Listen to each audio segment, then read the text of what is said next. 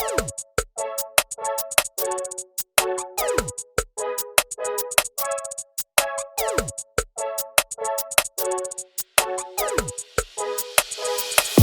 to episode 6 of the Weekly Juice podcast. My name is Ryan Bevilacqua. I'm joined alongside my co-host, Cory Jacobson. Today, we're going to discuss building your all-star real estate investing team. That includes your personal team, your purchasing team, and your post-purchasing team. Essentially, what you want to do and what we have done is surround ourselves with like-minded people that we trust. And essentially, when you surround yourself with people that you trust and the right people, it can accelerate your growth. I've actually found a few quotes here that I think will help one to build their team and what you want to think about when you're going out and putting your team together.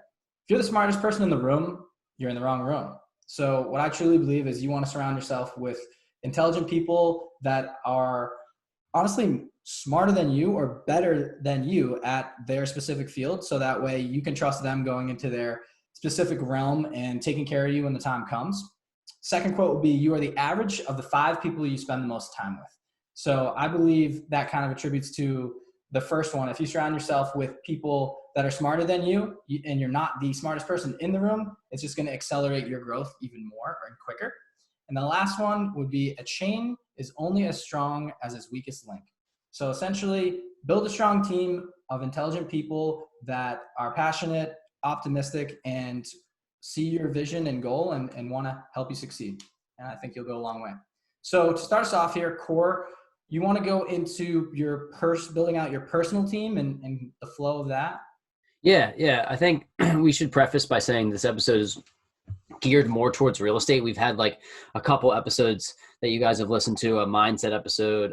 We interviewed an investor, sort of a beginner investor in all the grand scheme of things, Larry, who's talking about the how he has rentals with his parents. So this one is geared towards finding that happiness and freedom through real estate. Again, we're going to go back and forth between real estate and other objectives, and we have other investors coming on, but this episode is talking about building out that team, your all-star real estate investing team.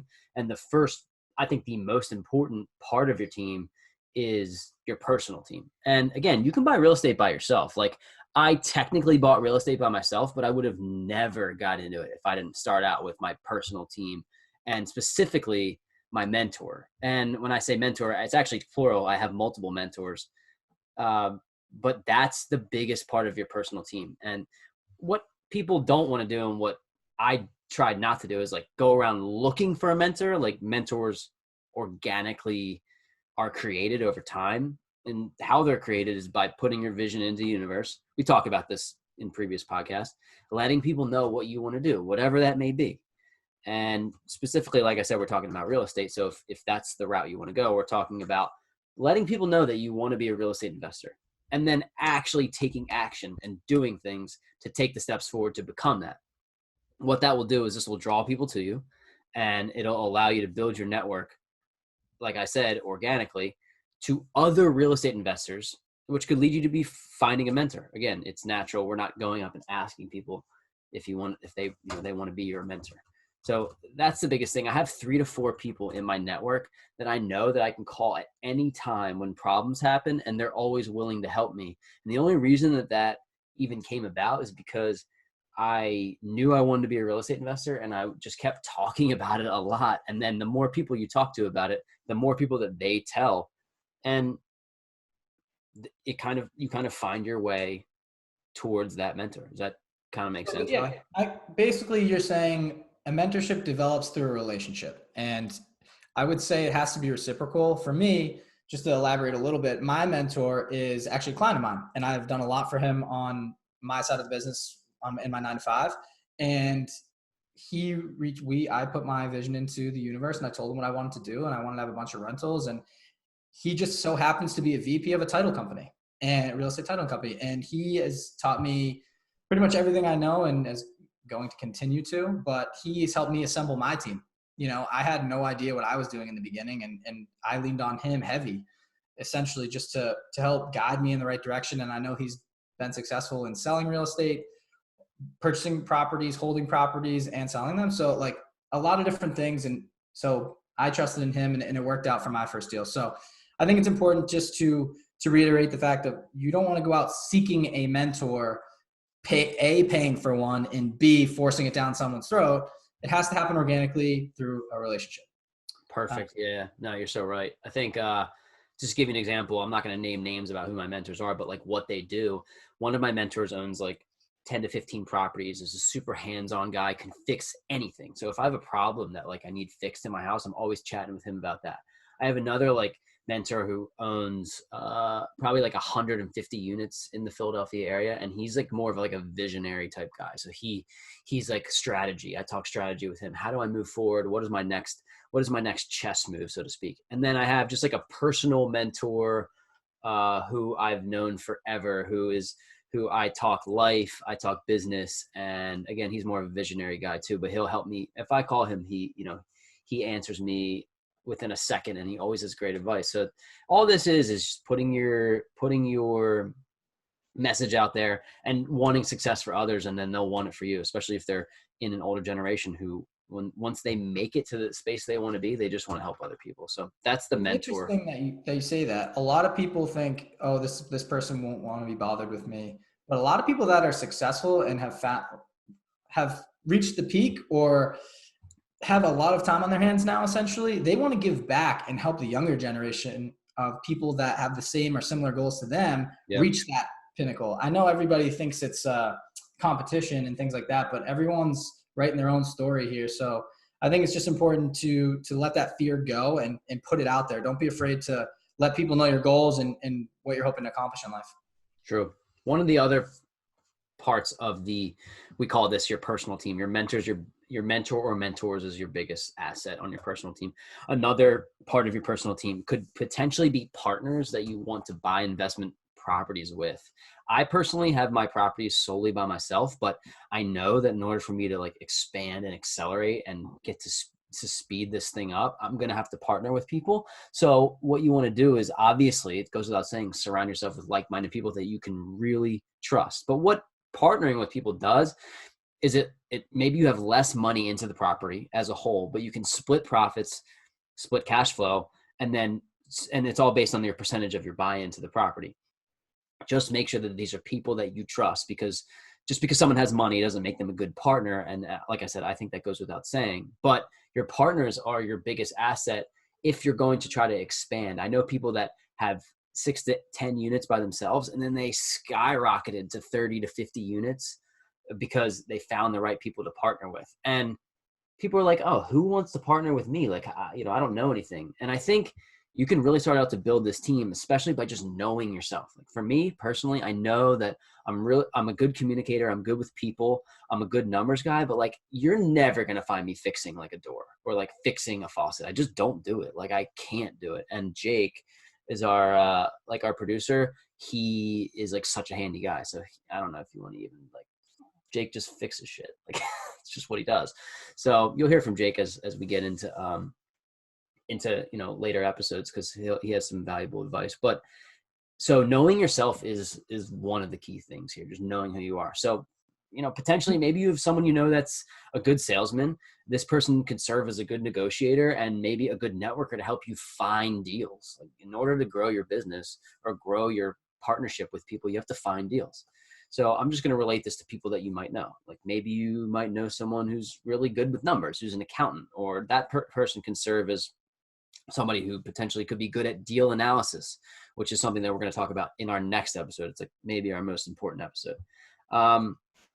Or that person who's good with numbers can also be, serve as a bookkeeper potentially for your properties. Let me think here. Maybe someone who's super organized. Maybe that person can serve as, they can help manage your rentals and manage the tenants and organize paperwork and file things and keep leases in order and manage contractors. And then maybe, know someone who's technical or handy, and then they can serve as a quasi handyman or manage projects or contractors that are at specific properties. Again, I'm getting ahead of myself, but like you get the point is, people around you that can fit into that team, and everyone has a different skill set to bring to the table. So I think what you need to do in order to attract people to you is essentially show them how you can provide value, right? If you're starting off brand new, maybe you go help them sweep one of their properties. Maybe you help them drop off something to one of their tenants and you just keep picking their brain and showing them that you're willing to work for nothing, just to get knowledge and have them jump in with you. So I think that's Such a important. good point, man, because like what people think is like they'll often be like, oh, can I get coffee with you, or can I get lunch, or to help develop this mentorship. But one of the things that I did is I offered in coaching. It's the same thing. It doesn't always apply to real estate. It's like in coaching, I offered to coach. I offered to be a volunteer. My first job, I offered to be a volunteer assistant. And then like that they're like, there's no downside for me. The head coach is like, this is great. Like put me on the staff. And then I showed my worth, and this can happen in anything. So I think that's a great point. Just like putting yourself out there and be willing to work for free for some things. Like you're making an investment in your future. I think it's easy I personally think it's easy especially for a side hustle to say, all right, I'm just going to dive in, show my worth, work for free. And then who's not going to respect someone who would do that? You know? You're talking about a side hustle and passive income. So it's not like you have to give up your actual job that provides income to every single day to go do these things. You can do it on the weekends and do it after hours, just helping people out. People aren't asking you to give up your whole life. It's just providing value on the side when you have time. And like, let's be clear, dude, we're not talking about like, oh, you should work for free for nothing for 2 years and like, bleed out of your eyes and stuff. Like it's let's just be realistic about this. We're just saying that there's things you can do for free and offer up your services, and people will say, this person means business. They're pretty valuable. So that kind of encompasses your personal team, your mentor, and then people you could potentially partner with on properties or building your actual physical investing team. So that's your personal team. Rye's going to talk about your purchasing team members. Now, these are people that you need kind of to actually get the deal from point A to Z all the way through. And again, it's going to potentially could sound overwhelming. You don't need every single one of these partners up front. You just need them as you go out along the way. So it might be cool to get some advice ahead of the schedule if you're ready to buy a property or get on this road in the next 3 to 6 months or 6 to 12 months. Correct. And every deal will look different, so these will ebb and flow, and you can put them in any particular order you want. But jump in. Jake's like itching to jump in here. One thing I will say, I will butt in here, and I don't know if this is something that you're going to use in there or not, but I think part of the value, you mentioned me being kind of handy. Part of the value with me, I think, that I've seen is even if it's something I don't know what or how to fix, you'll come to me and say, okay, we have this issue with the toilet or something like that. And it's me not knowing shit. Go ahead.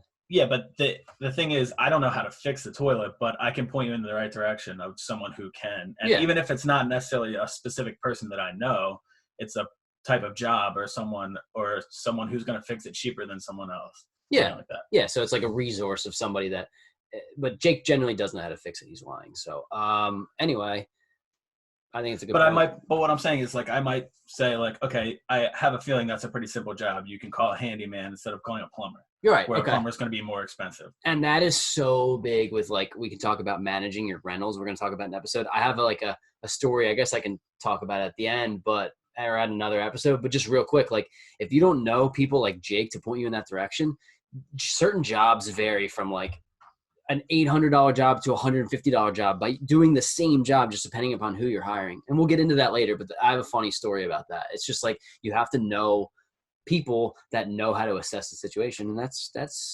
Jake's a good example of that. But yeah, and you don't have to approach people like me and say, hey, do you want to be part of your team? You just have to be able to recognize who those people are and know what to call them. Right. That's a good point. So diving into purchasing team members, I would say the most important or popular to talk about first is real estate agent. So essentially a real estate agent is someone who helps people either buy or sell a home or a piece of property. They're employed essentially for the need of buying and selling homes because properties have pretty much always existed. This person's going to help you in a number of ways throughout your investing journey here. So the number one thing they serve as a guide. So they're going to take the time to learn your wants, needs, preferences, budget, motivation, why you even want to get into real estate. And essentially what they're going to do is help you narrow down your search and identify your priorities. Two, they're going to essentially educate you. Well, by the way, Ryan, they're not all real estate agents are created equal. We'll just put it to you that way. I've had my fair share of good and bad, but hopefully they educate you. This is what they should do. How about that? Yeah, There exactly. we go. They will not all do this, and it's going to go down to, we talked about it in a previous episode, I believe, but interviewing your real estate agent and making sure they align with your vision here. Yep. But they should educate you and provide data on the local home market and comparable sales to homes in the area. We all know the home buying process can be complicated, so they should explain the steps involved and walk you through it, especially if you're a first-time investor.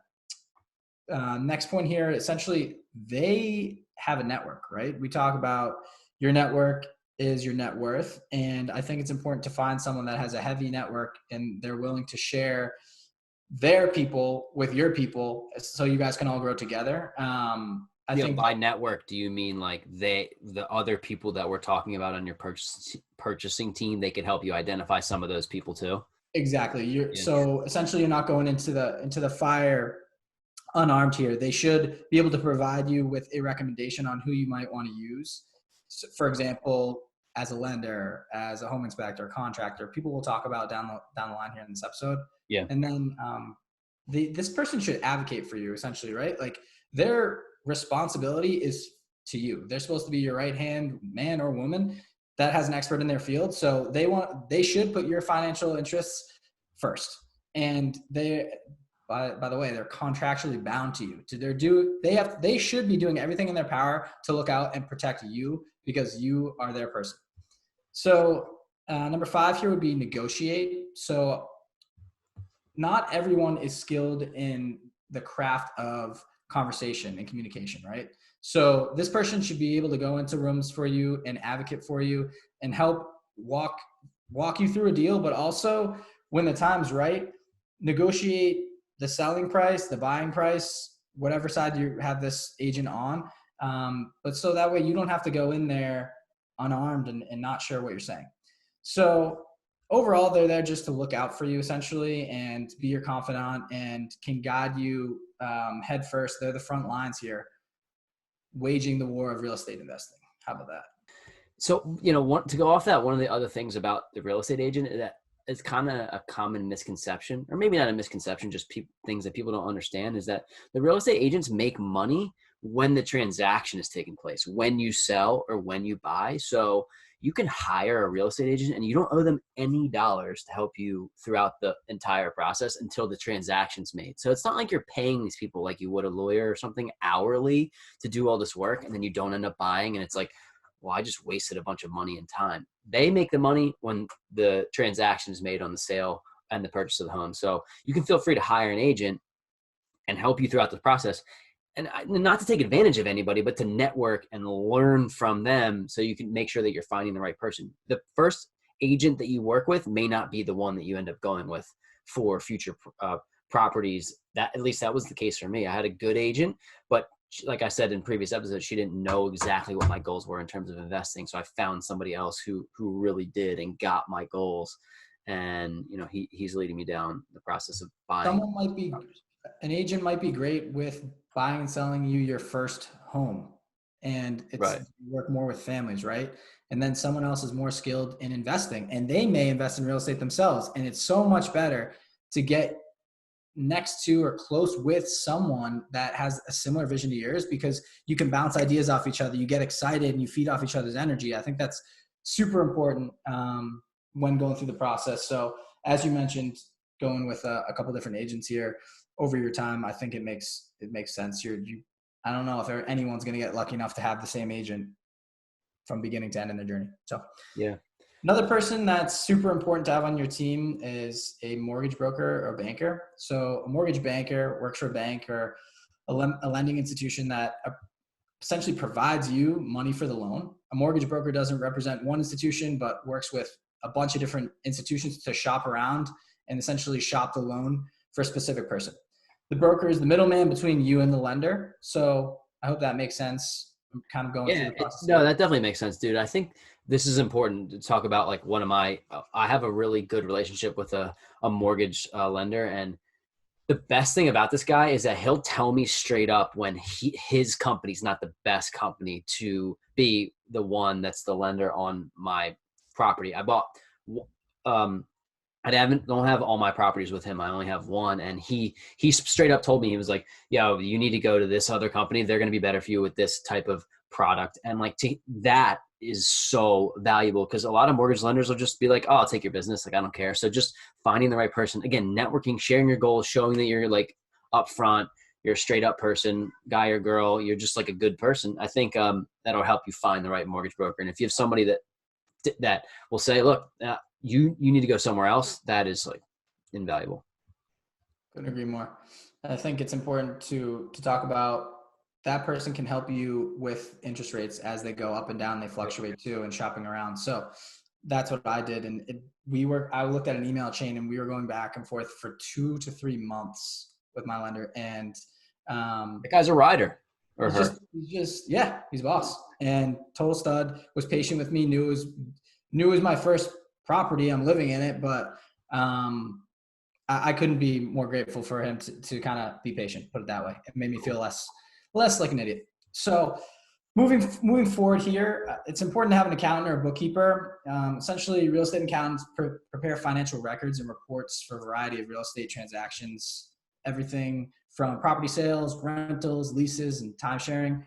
And then the reports they prepare are almost pretty basic: development expenses, operational costs, profits, and they detail everything, so that way you have them in one nice or a couple nice files. I know I'm not the best with organization, so it's important to have someone like this on your team. Yeah, accountant's huge, man. My accountant is he actually owns real estate himself, so he totally gets it. And every year I'm getting the most out of my tax benefits on my properties. And you just have to find someone who knows what you're doing. And this goes back to knowing what you're good at.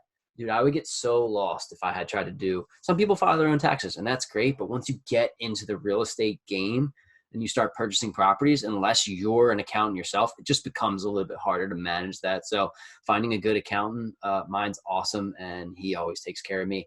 I don't know enough to speak intelligently on this topic in terms of exactly what they're doing, but I am going to bring him on so he can talk to people about it. That's awesome. Yeah, I would say tax benefits of real estate are insane. Huge. Yeah. But I said, I'm not an expert on this either. So I think it's important. We'll bring someone in to talk about it. Put it this way. When you start getting into real estate investing, you're no longer going to be using TurboTax. How about that? Yeah, definitely not. I mean, you can, but you have to know. I honestly suggest to people now, to just talking about financial independence, hire an accountant, hire someone to do your taxes, for the love of God. Because, and to give you an example of that, right? It's like, people think like hiring an accountant is so much. Like my accountant, I'm not going to tell you how much it costs, but my accountant has discounted rates for people that are under 30 or just getting started into real estate, or just getting started in like W-2 income, or a couple years into W-2 income. He has a discounted rate, and it is 1,000,000,000% worth it what I pay. Like, and people will do that because guess what? They know that you're going to develop income over time and keep coming back to them, and then they can charge you whatever the hell they are going to charge you down the road. But just talk to people who have accountants and see if they have rates for people who are kind of, and I say just getting started, but within the first 5-6 years of your working life, Couldn't agree more with that. So moving forward here, another important person to have on your purchasing team. Let's go. What's up? On your purchasing team. Yeah, let's go. A real estate attorney or a lawyer. So everyone pretty much knows what a lawyer is, but a real estate attorney essentially is a legal professional who specializes in the legal aspects of buying and selling real estate. So lawyers can assist in a ton of different transactions associated with the transfer of the property, but real estate attorneys will focus specifically on the buying and selling aspects of the whole deal, and they'll help guide you through it. Well, that, and also they're helping you with making sure that you have guiding you in the direction of the right insurance coverage to have and stuff. And God forbid, something will happen, by the way, with one of your properties. Somebody slips and falls, this, that, and the third. And you just want to have a good attorney to go to and say, am I liable for this? And you want to have, again, the attorney helps you with the LLC that we talked about in our last episode with setting up, say, I need to have each property in its own LLC, or I need to have 3 properties. Or they recommend that. They may recommend that to you as well. I actually don't have an attorney, but I need to get one in the next year or so as I start to grow this, because that's one of the things, like I said, I don't want people to think you need to have all of these to get started, because you'll spend so much time trying to think about how many of these people I need to get on my team. You don't need all of them to get started, but there are ones that are important. Personally, I don't have an attorney, but I know people that know attorneys. So should I need one, like I can probably find one, Yes. I would say personally, I don't have a specific one that I use every time either. It's something that's going to grow over time, but I would say another important person to have, and that could help in that realm of checking the paperwork and making sure everything's legally in flux, would be an escrow officer or a title rep that works for a title company. And that, I told you, this is my mentor specializes in this. He's a VP of one of the companies, and just made my deals fly so smooth. So I taking care of all the paperwork stuff, right? All the stuff that you hate. So yeah, title company makes sure that the title to a piece of real estate is essentially legitimate, and then they issue the title insurance for that property. So title insurance essentially protects the lender and the owner against lawsuits or claims against property.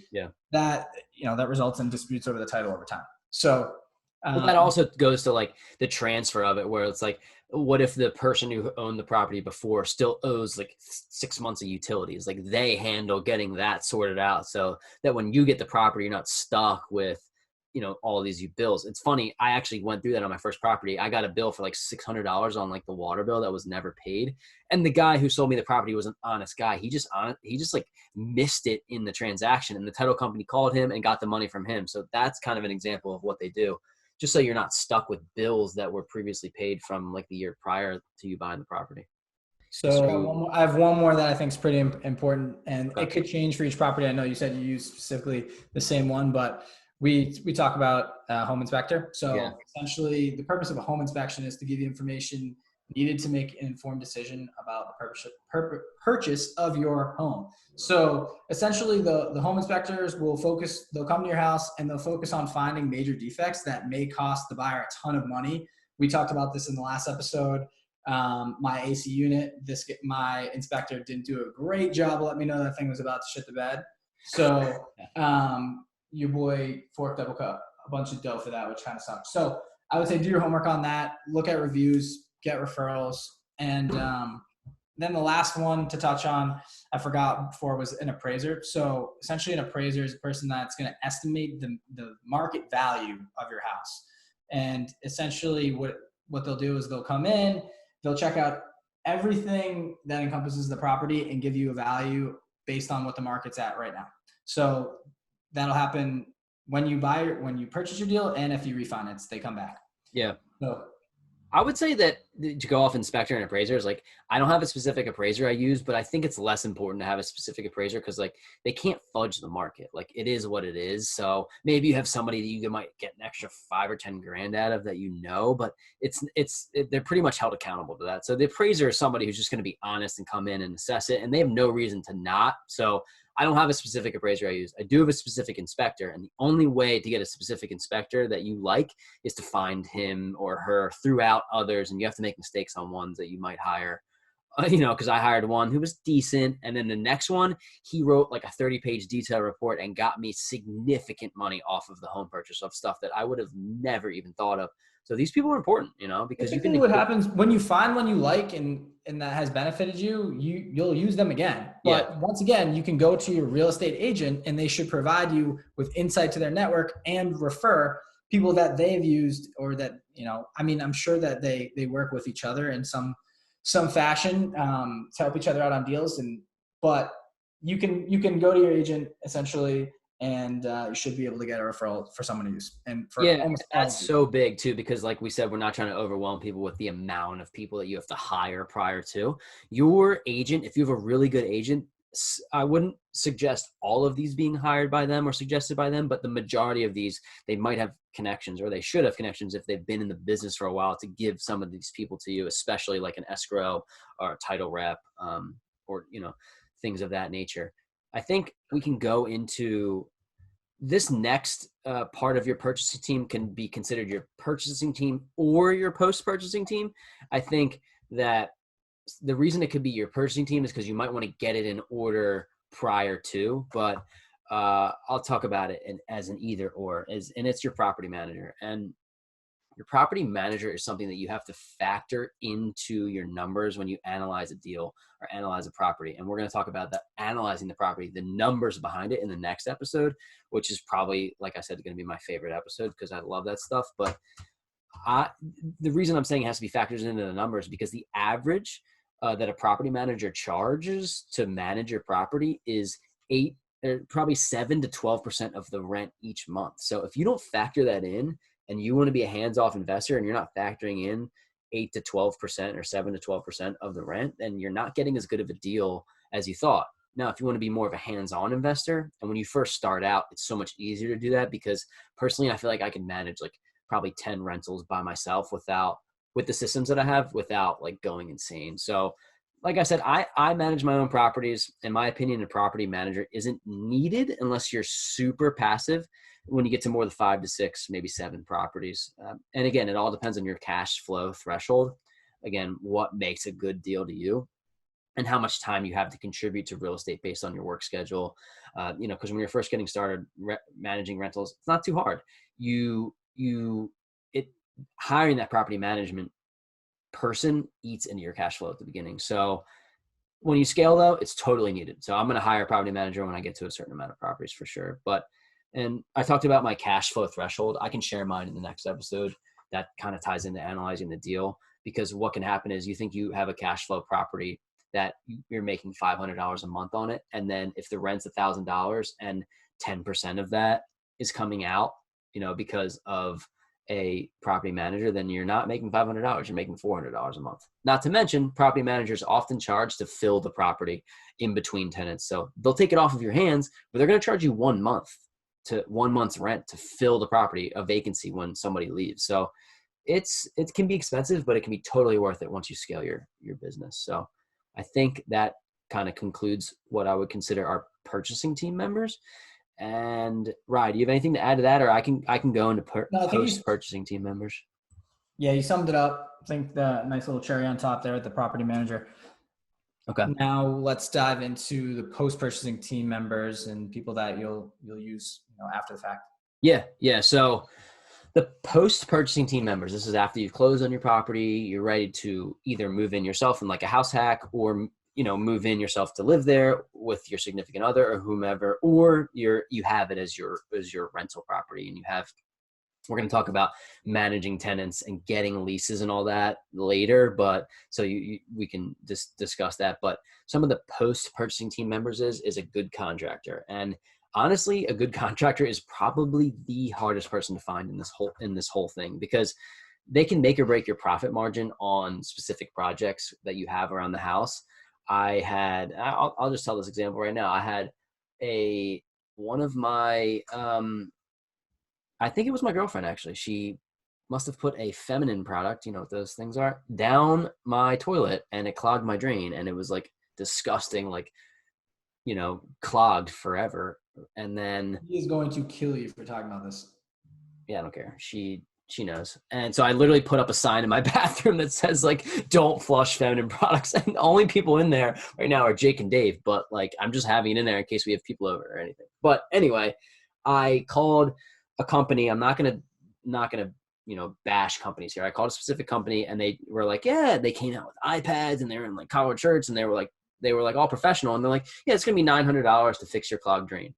And I was like, that's a lot of money. And then I called somebody else, and to be honest with you, they came out, they looked a little bit less professional, but they came out, they got the job done, and it cost me $150.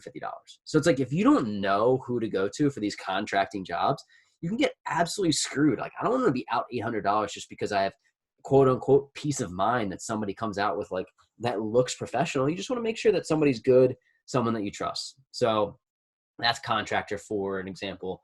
Drywall servicing, plumbing, heating, cooling, did I say plumber? I don't know. Plumber, and there's, electric, mechanical, appliances, all those things would be contractors. And then jumping in with contractors here too, there's also contractors for aesthetics, right? So we're getting some crown molding installed. We're doing backsplash tile in the kitchen, painting, a banister. We have a bunch of projects essentially that, pre-quarantine, we were supposed to have someone come in. It's been a little bit delayed, but we shopped around a bunch, had a bunch of different people come in, give quotes, and sometimes you go for the cheaper product, but sometimes you go for the most expensive. Sometimes you meet in the middle, but I think it also goes back to explaining your vision and what you want to do. I told this contractor, I'm like, listen, this is going to be a future rental. I'm not looking to spend $1 million here, but I want to enhance the value of this property over time. Here's what I'm looking to do. What do you suggest as well? Yeah. He sat down, came in, walked through every single thing with me and said, I think this will help. He's like, honestly, even if you wanted to put up a wall here, coming up in, X amount of time, that would, having another room in this property could enhance the renting it out, and just having the knowledge. Right, exactly. Like turning a 3-bed to a 4-bed or something like that. Essentially Right? turn it to a 4-bedroom. Yeah. Because we don't have a basement here. So I was trying to figure out a way to do it. But aesthetically too, I remember when I first walked into my property and it had certain things, I was like, wow, I would much rather, it was just little tiny things that looked cleaner and newer. Yeah.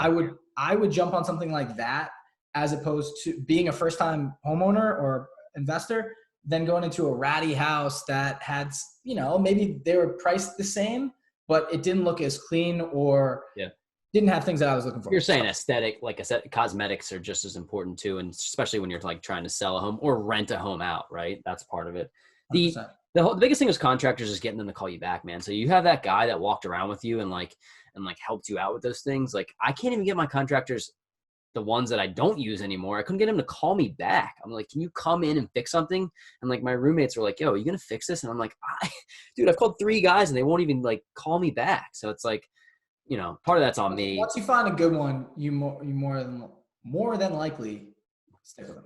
Yeah. Another post-purchasing team member is a handyman. And that's someone who can come in to just take care of little things that come up on a daily basis. Like maybe like tightening faucets. And obviously if you can't fix a light bulb, then like you probably shouldn't buy a property. But, that, and like my stove is broken. I could probably have a handyman come in and do that.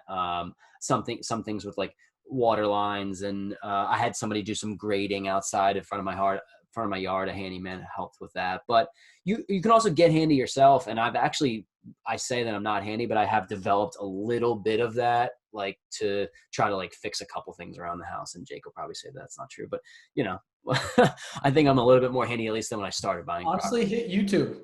You can learn literally. Oh yeah, that's so true. Anything on YouTube. It's if you're willing to work and if you're willing to penny pinch a little bit, you're going to save so much more dough. And you learn.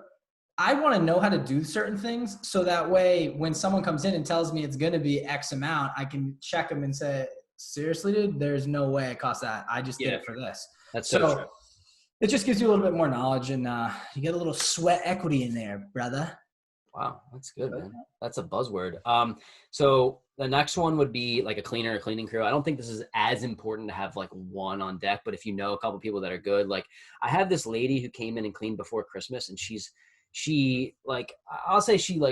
wasn't perfect, but she texts me every now and then, and she's like the person that I think of that like, she's like, hey, do you need a new cleaning? Like, you need another cleaning? And like, I'm not going to go through the process of finding one if she texts me and she's at a good price. But also Amazon has those things now, like Amazon service. Wait, you hooked me up, by the way, with Amazon. Did you use it? So we used the Amazon. It was like $75 for your whole house. Like it's so $75 for the whole house for the first time they come in. They do a super deep clean. Now we used it a couple times, right? And they use different cleaning services. It's essentially they hire out for you, right? Yeah. So the first one we had was decent. We had another young girl our age and her mother who they honestly don't speak. Wait, is that the one I showed you or no? Yes, off Amazon. I don't know if it's the same. The second contractor, we had one that was horrible. Second one, they came in, cleaned the house. It was beautiful. It honestly looked like we had just moved in. I thought it looked even cleaner. And I said, Cory, I was like, hey, how do we get them back? And they didn't speak. Like I said, I look English. We use Google Translate and Google Translate's great. Text them back and forth. We don't use Amazon anymore. We specifically have them come out. And during the quarantine, right, it's no one wants to be near each other. They appreciate. We reached out to them and said, hey, listen, we want to have you come in and do some work and just clean once a month, whatever.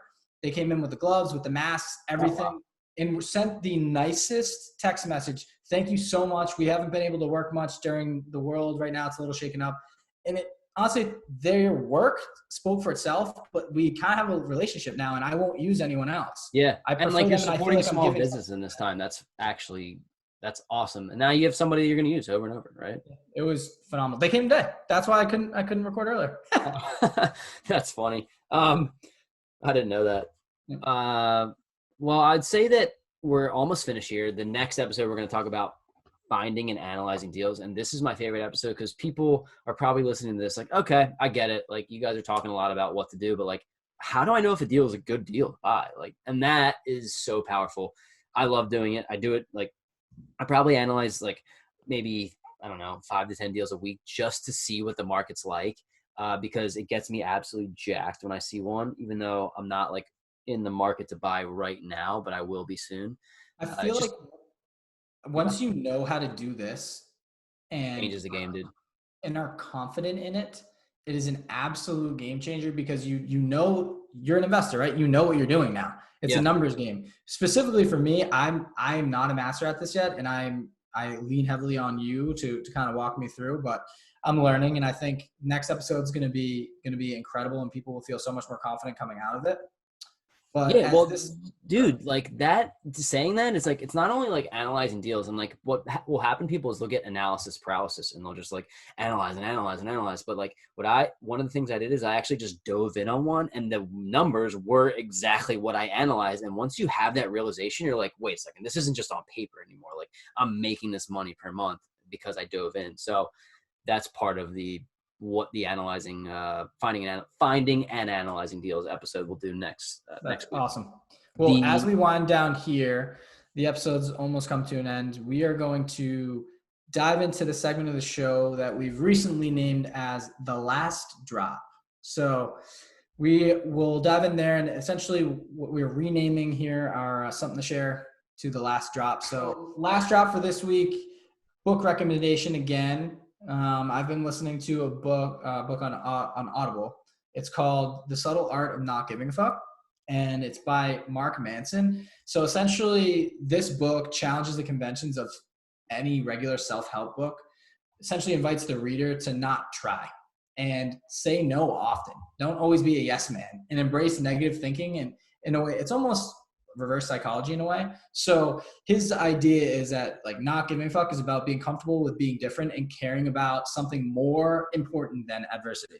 I just thought it was a cool way of thinking. And his key message throughout the book is, the key to living a good life is not giving a fuck about the little things anymore. It's about caring about less and giving it a F about only what is true and immediate and important in your goals and your passions. So interesting way to think about life. Oh, dude, let's go. Yeah, I actually haven't read it. I'm like not, I don't want to say I'm confused, but I don't even know. I'd like to I'm so like intrigued now by what you're saying. It's like you said, reverse psychology. I don't know. I mean, I try to give a fuck about less things. Actually, Jake, did you read it? Not the whole thing. Okay, so he doesn't know yet. But this Take Rise recommendation seems like a good book to at least like just break away from like the normal thought process, right? Yeah, it's just it's an unconventional way of thinking, and rather every other self-help book pushes this growth mindset and everything is roses and flowers as long as you have a vision and you want to go somewhere and people are going to help you get there. And this one challenges the norm, and I think it's cool, especially for people that may not be optimists and more on the pessimist side of things. It's cool. It gave me shed a little light on some situations for me. So I think people like it, and it's definitely a different recommendation than I typically go with. So and like that's good because we want to give people just like other resources to people that are way smarter than us. And I don't know Mark Manson, but I can absolutely guarantee he's smarter than me. So I think we just completed episode 6 of the Weekly Juice podcast. We gave you kind of just a recap: personal team, people that can help you grow; purchasing team, people that can help you get to the closing table on your deal; post-purchasing team, people that can help you successfully run your property the way you want. And then we're going to talk about in future episodes scaling and how to get to the next level, which we're not even at yet, but we are starting to learn about how to get there. Again, the next episode is learning how to find and analyze deals. That's like, we're super excited about that. we are also going to have some more guests on. There some incredible people that really know what they're doing, not only in the real estate world, but the financial independence. They're super happy people. They're free people. They get it. And please rate, subscribe on YouTube, rate on Apple. I don't think Spotify has like a rating service, but if you can rate and review on Apple, it really helps us out. Seems like a lot of people like it so far, and we're pretty juiced, for lack of a better term, to keep bringing this stuff out to you. Yeah, feel free. I would say feel free to let us know what we can do to improve, what you might be interested in hearing about. Yeah. If there's certain things in certain episodes you want us to dive in more on that we might have just treaded lightly on, please do it. And if you are listening, you are intrigued, please don't be shy to toss a follow on the Instagram as well.